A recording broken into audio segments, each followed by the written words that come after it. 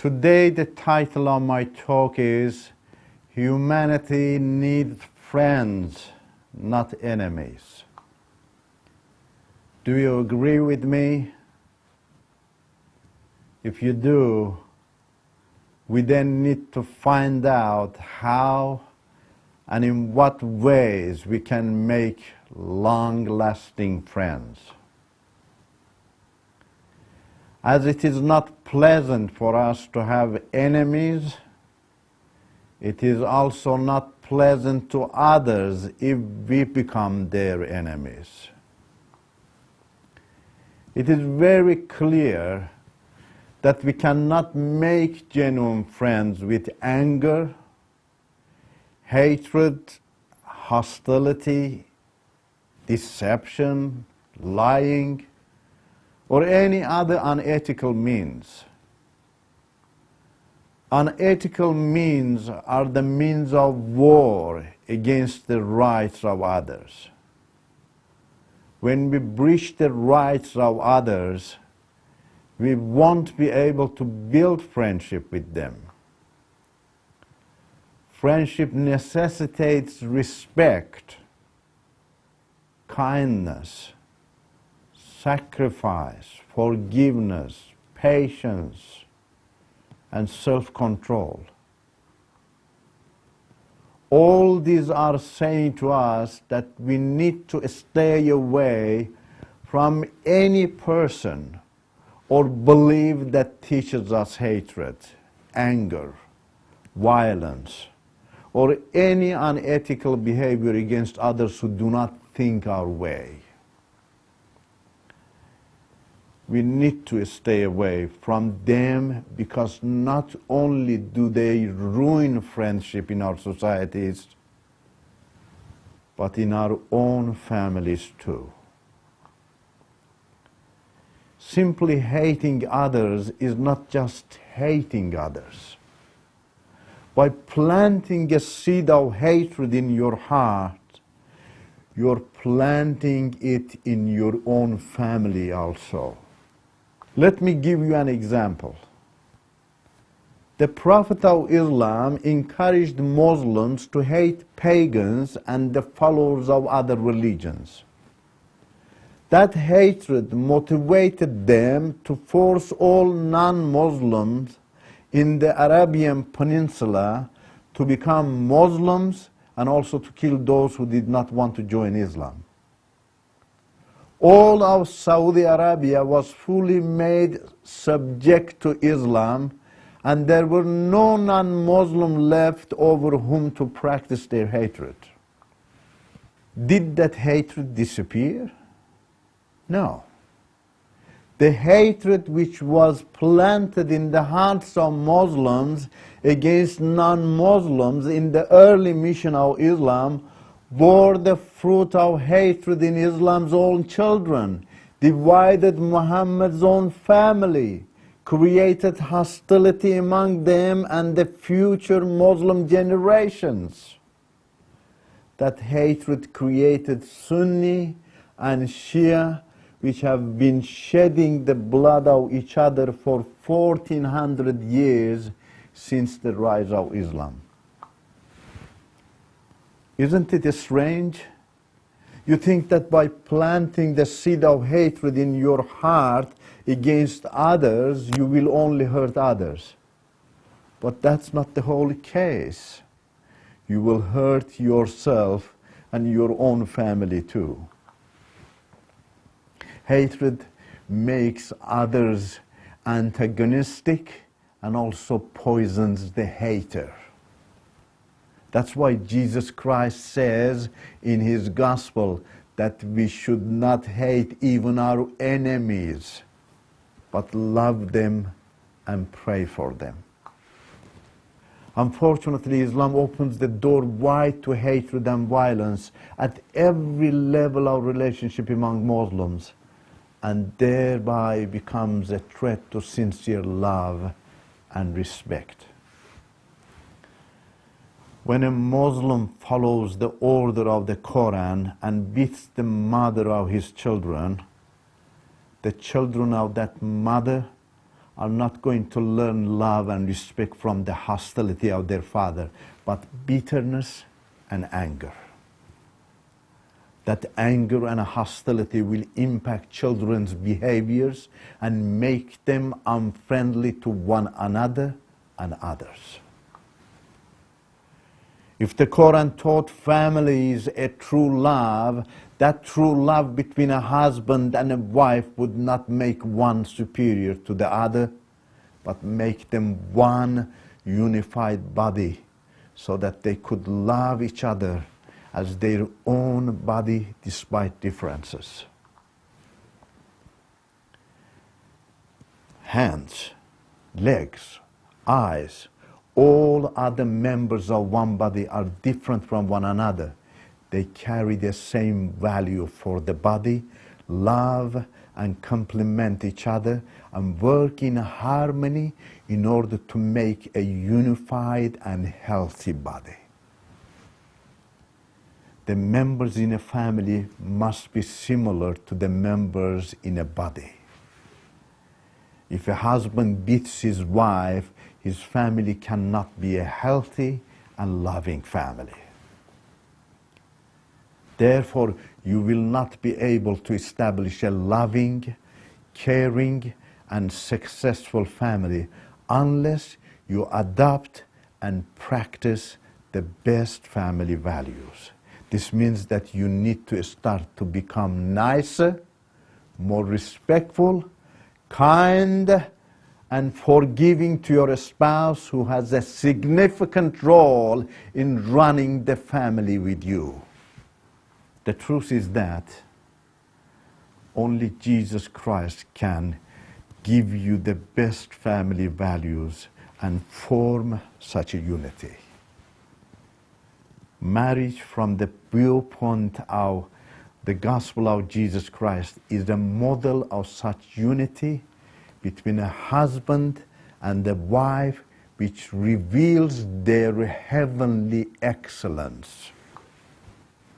For Jesus Christ, marriage is not to make a man superior to his wife, but a godlike man who becomes more compassionate and loving to his wife as he is to his own body. We saw in an earlier episode how renowned Muslim scholars belittle women in the family and equate them with animals. If the Quran did not ask them to beat their wives, they wouldn't end up calling their wives animals, justifying their ugly behaviors. In your family, you need friends, not enemies. With superiority to your wife or beating her, you will not be able to make a friend. For this reason, you need to leave the Quran and follow the gospel of Jesus Christ. The Quran also becomes the cause of disunity and hostility in a family with legalizing polygamy. When you follow the order of the Quran and have more than one wife, that polygamy will create disharmony and jealousy among the members of your family. As a Muslim, you may say, yes, polygamy creates disharmony simply when the husband is unable to behave justly or establish justice among his wives. If a husband is just, there will not be any problem. Really? Muslims believe that Muhammad was fully equipped to establish justice in his family. If this were the case, why wasn't there harmony between him and his wives? Let me give you an example from the Quran. Surah Tahrim speaks about the existing disharmony between Muhammad and his wives. You see that even the most just man in Islam was unable to have a happy and loving love with polygamy. From the beginning of creation, God knew that polygamy would not create love and friendship. Otherwise, he would have created many Eves for Adam. But he created one wife for Adam and created one husband for Eve. I myself have come from a polygamous family. And I have also witnessed many other polygamous Muslim families whose problems were way more than the problems of the Muslim families with one wife. Polygamy creates disharmony and hostility. This not only creates problems between spouses, but also within family relationships. We need to attach ourselves to the gospel of Jesus Christ, which brings harmony, love, and friendliness in a family when one husband and one wife unite with one another and love each other wholeheartedly. The Quran also creates enemies by encouraging children to become disrespectful to their fathers and disregard their parenthood. These are not positive values. Children need to be respectful to their parents. The Quran in Surah At-Tawbah, verse 23 says that you should not be respectful to your father if he is not committed to Islam. This order of the Quran is not going to build a healthy family. Your father deserves your respect. He has worked hard, fed you day and night so that you could grow and become a father or mother yourself. How can you expect your children to be kind to you while you reject your own father simply because he is not committed to your belief and does not think or believe your way? On the other hand, how can you expect others to be friendly to you while you are hostile to your own father who is closer to you than others? Let me raise another question. Wasn't your father created by God with freedom of choice to choose any belief he likes? You don't have the right to be disrespectful to your father. Respect him no matter what he believes. Fatherhood and motherhood are so much important to God of the Bible. God uses the example of a father and a mother in the Bible and tells us that he loves us like a mother or a father. The true God never asks you to disrespect your father and become his enemy. You need a friend in your family, not an enemy. For this reason, you need to avoid these instructions of the Quran and respect the freedom of your family members for whatever belief they want to choose. Actually, you will act against God if you do not value others' God-given freedom, but impose your views or beliefs on them.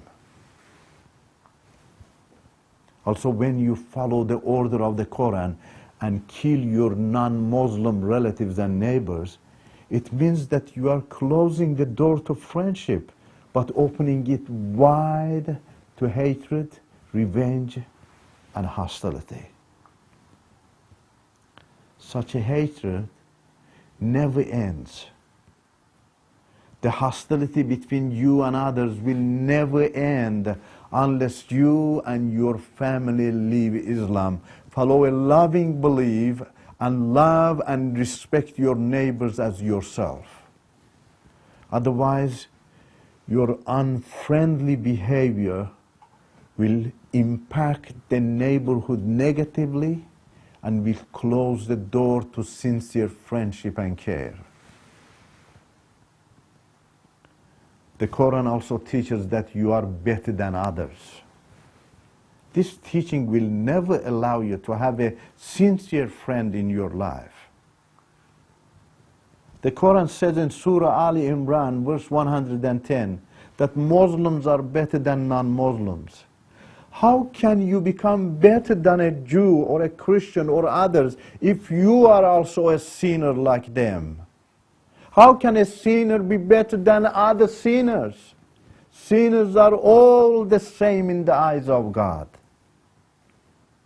On the other hand, true friendship necessitates humility, kindness, and equality which the Quran ignores. It is for this reason you will fight against tenderness in friendship if you follow Islam. Let me finish my talk by giving you one more reason that Islam closes the door to tenderness and thereby to friendship.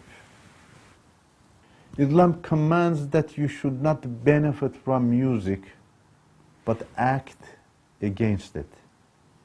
Music is from God. Music is soft and tender and prepares tender hearts. The harmony between the voices and the sounds of instruments is to express feelings and emotions in beautiful and loving ways. Music in general strengthens friendship. Music is food to a grievous heart, but Islam fights against this tender means. All the things you have heard in this message about Islam are dictatorial behaviors. Such behaviors are only to strengthen dictatorship, which closes the door to peace, love, and friendship. With Islam, it will be difficult for you if you desire to live in peace and harmony. You need Jesus and His gospel.